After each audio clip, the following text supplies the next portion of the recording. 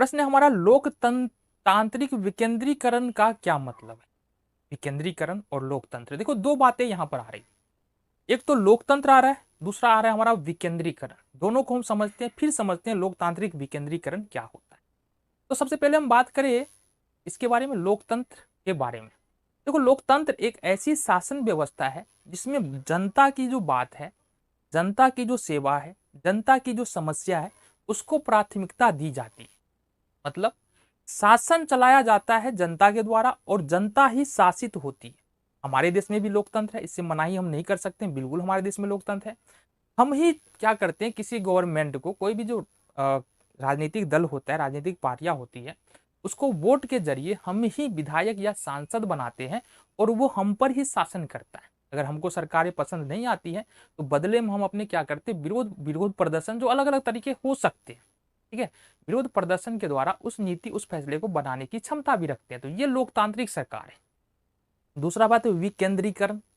विकेंद्रीकरण का मतलब होता है बंटवारा, ठीक है। देखो लोकतंत्र और राजतंत्र में अंतर क्या है पता है? लोकतंत्र में जो शक्ति है ना, किसी एक व्यक्ति के पास नहीं होता है, अलग अलग संस्थाओं के पास चली जाती है, शक्तियां बट जाती है, जिससे कोई व्यक्ति जो है ना मनमर्जी मनमौजी नहीं कर सकता है, मतलब सारा काम खुद से नहीं कर सकता है, उसको दूसरे संस्था पर डिपेंडेंट रहना पड़ेगा, लोकतंत्र के दूसरे अंगों पर डिपेंडेंट रहना पड़ेगा, ठीक है। ये लोकतंत्र का फायदा होता है।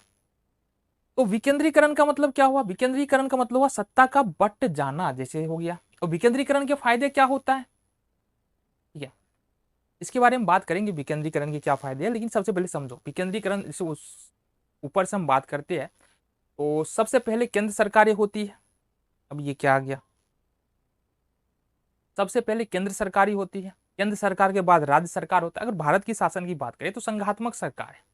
और संघात्मक सरकार का मतलब होता है कि सरकारें दो स्तर पर होगी, एक केंद्र सरकार और राज्य के स्तर पर राज्य सरकार। तो ये शक्तियों का बंटवारा तो यहाँ पर देख रहे हैं कि एक केंद्र सरकार में हो गया, कुछ शक्ति केंद्र सरकार के पास चला गया, कुछ शक्ति राज्य सरकार के पास हो गया। फिर शक्तियों को और बांटा गया है। कैसे बांटा गया? शक्ति को यहाँ पर राज्य सरकार और ग्राम पंचायतों के बीच में भी तो बांटा गया है।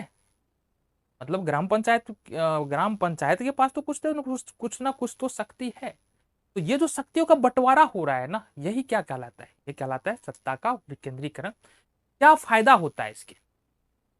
अगर सपोज हम बात कर ले कि केंद्र से ही सत्ता चलाना हो, राज्य की सरकार ना हो, या हम ये बोल दे कि पंचायती राज सरकार ना हो, तो समस्या क्या आएगी? समस्या क्या आएगी?